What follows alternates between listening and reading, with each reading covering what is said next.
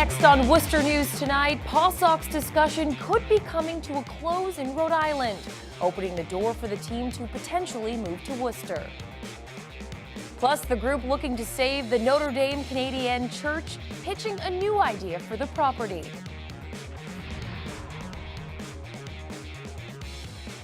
Good evening and thank you for joining us. I'm Anna Botauri. A deadline is looming for Rhode Island lawmakers to take action on a stadium plan for the Pawtucket Red Sox. If they don't act, it could open the door for the team to move to Worcester.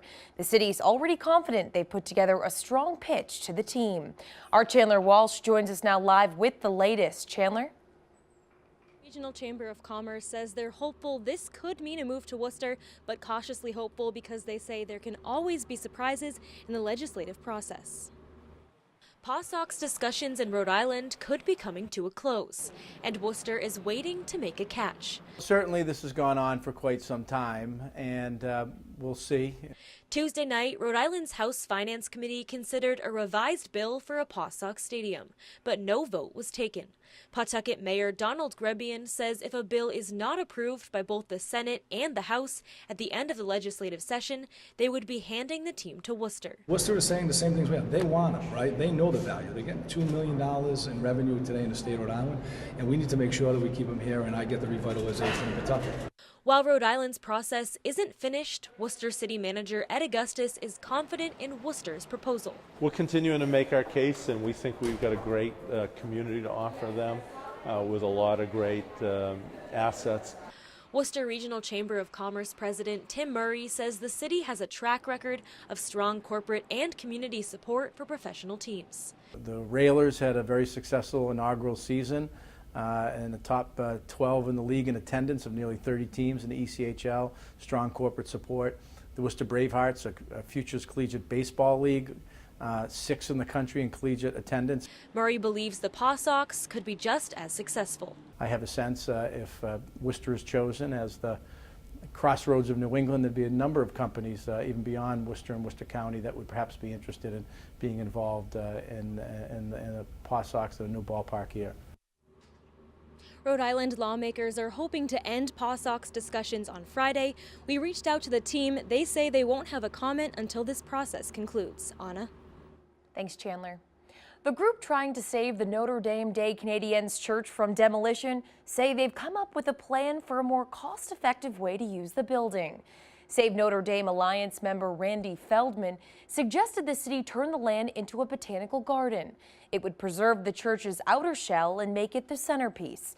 Feldman says the church would look something like the old stone church at the Wachusett Reservoir in West Boylston. He says the idea is inexpensive in comparison to completely redeveloping and renovating the former church. So if you're looking at reclamation costs, you're not looking at $15 to $20 million.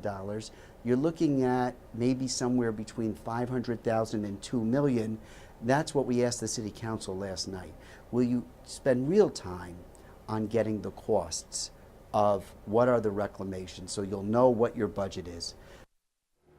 Feldman says this would not be an unsupervised property. He says the hope would be to tie this in with the Hanover Theater Improvement District and would help beautify downtown while preserving a part of history. A central Massachusetts business is set to become the first in the state to receive a recreational marijuana license. The growing operation has gone through a rigorous application process. Our Brittany Schaefer got a look inside today and has more. Brittany? Anna, it's all up to the Cannabis Control Commission. The 5 members are set to meet with Sierra Naturals at 2 p.m. Thursday to further discuss their application and vote. Sierra Naturals is moving forward as they approach the possibility of being the first legal recreational marijuana business to receive a license in the state. We are very gratified that we're on the list for a vote this Thursday with the Cannabis Control Commission. The vote would grant a license to grow up to 20,000 square feet. The cultivation facility currently grows medical marijuana. CEO Michael Dundas says the application process was thorough. It's an all-electronic process, but it does involve uploading a significant amount of information about our operations. We're in the process now of reviewing final and complete submitted applications, which include the submission of 4 required packets, and also including references or notices out to cities and towns, as well as a pretty comprehensive background check. According to the CCC, Sierra Naturals was the first completed application they received. While the Milford location won't have a retail side, Dundas says Central Massachusetts has been a great location. Milford's a fantastic place to be. We've been here, as I said, since 2013. Very happy to be located in Milford. It is a central spot. And with the vote expected within the next day, Dundas and the CCC say the outcome is unpredictable. Ultimately, it's a recommendation to the commission. It's almost impossible to predict what the conversation may entail. I really don't know. This is the very first cannabis license to potentially be issued in the Commonwealth of Massachusetts and east of the Mississippi. So I think it's anybody's guess what might happen. A decision is expected by tomorrow afternoon. If approved, Sierra Naturals would be inspected and then be able to grow recreationally. Brittany Schaefer, Worcester News Tonight. The town of Charlton deciding to move forward with the plan for developing a large-scale marijuana farm in town. Selectmen voted 3-1 Tuesday night to uphold an earlier vote supporting a host agreement with Valley Green Grow. Selectman Karen Spiewak voted against it. She says the 94-acre plot, which was formerly an orchard, isn't the right place for the marijuana cultivation center. She says the facility would be one of the largest of its kind in the country. The planned site on Old Worcester Road is a residential area, and she says residents are upset. The outcome. However, there were people in the town who really were devastated by the outcome. For instance, I had a person contact me who was unable to sell her home because she lives on that road. And she showed me the email thread. She said once the realtor disclosed, which they have to do, that was being proposed, they backed out. Supporters say the pros are the added revenue and 300 promised jobs to the area. Now to breaking news on Capitol Hill tonight. President Trump taking action on immigration following his administration's controversial no-tolerance policy for adults who enter the country illegally. Under pressure from angry lawmakers, including his own party, President Trump did sign an executive order to keep families together. The president adding he expects the order to be backed by legislation. This as he is met with members of Congress today, saying he wants to keep families together. Mixed reactions prompted protests across the country, including here in Massachusetts, where protesters rallied today at the State House. Malcolm Johnson is in Boston tonight with the story. It's a big deal for any parent to leave their children. It means something's happening that's forcing them to do that. Born in Romania, Anne-Marie's mother fled to America to escape communism, then returned to bring her to America years later. Just can't imagine what the women at the border have gone through and what their children have gone through. This is what America looks like. Crowds of protesters rallied today outside the State House against the Trump administration policy separating parents from their children once crossing the border illegally. Parents are then detained and charged with misdemeanors, while their kids are held at detention facilities inside cages. It's disgusting and horrible. I feel like if they're going to separate their families, the kids should at least come with them. Because if you can't just separate a kid and leave them that vulnerable. Kids with their loved ones at the rally also opposed the policy, while they chanted, "What do we do?" and marched. News broke that Trump would be issuing an executive order ending the separation of families by detaining parents and children together.